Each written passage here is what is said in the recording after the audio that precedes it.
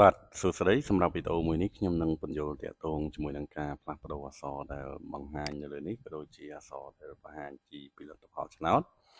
និងអក្សរដែលយើងត្រូវដាក់ចូលនៅក្នុងកម្មវិធីពិសេសឬក៏ទំនាក់ទំនងជាដើមអញ្ចឹងដើម្បីដូរអក្សរនឹងបានយើងចូលទៅ page admin យើងគឺយើង log ចូលដោយចុចទៅលើប៊ូតុងមួយនេះបន្ទាប់មកយើងវាយ username password បាទហើយយើងចុចចូលទៅនៅក្នុងនេះគឺយើងត្រូវចូលនៅកន្លែងការកំណត់ទិន្នន័យនៅក្នុងការកំណត់ទិន្នន័យនេះកន្លែងម៉ោងចេញលទ្ធផលសម្រាប់ម៉ោងចេញលទ្ធផលនេះគឺកន្លែងលទ្ធផលឆ្នោតចេញនៅថ្ងៃទីនេះជាថ្ងៃខ្ញុំដាក់ add a ហ្នឹងអាហ្នឹងគឺខ្ញុំប្រើចងកូដថ្មីជំនួសហើយម៉ោងនេះ b នេះគឺម៉ោងអញ្ចឹងយើងអាចចង់ឲ្យចេញជាយើងចង់ដូរអក្សរដូចនៅក្នុងហ្នឹងយើងអាចកែខ្មែរនៅកន្លែងហ្នឹងអង់គ្លេសចិនថៃវៀតណាមទៅតាមចិត្តយើងចង់បានអក្សរបែបណាទៅយើងចង់បានណាបន្តមកវានឹងជាធម្មតាពេលដែលយើងកែហើយវានឹងវានឹង post នៅក្នុងនេះអញ្ចឹងកន្លែងលទ្ធផលឆ្នោតដែលខ្ញុំនិយាយមិញគឺនៅកន្លែងនេះសម្រាប់អក្សរដែលយើងឃើញថាឆ្នោតថៃ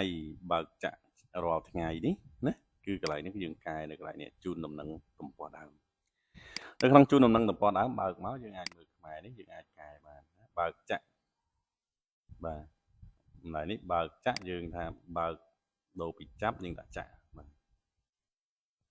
អូខេយើងអាចដាក់មកបាទអញ្ចឹងយើងទៅសេយើងរក្សាទុកក្នុងនោះទៀតក៏យើងចង់ដូរជាភាសាអង់គ្លេសភាសាចិនភាសាថៃវៀតណាមដល់ខ្ញុំដាក់ខុសហើយយើងទៅយើងអាចធ្វើការផ្លាស់ប្ដូរបានដោយខ្លួនឯងចង់ដាក់អក្សរបែបម៉េចឬក៏ថ្ងៃក្រោយយើងចង់ឲ្យវាចេញបែបម៉េច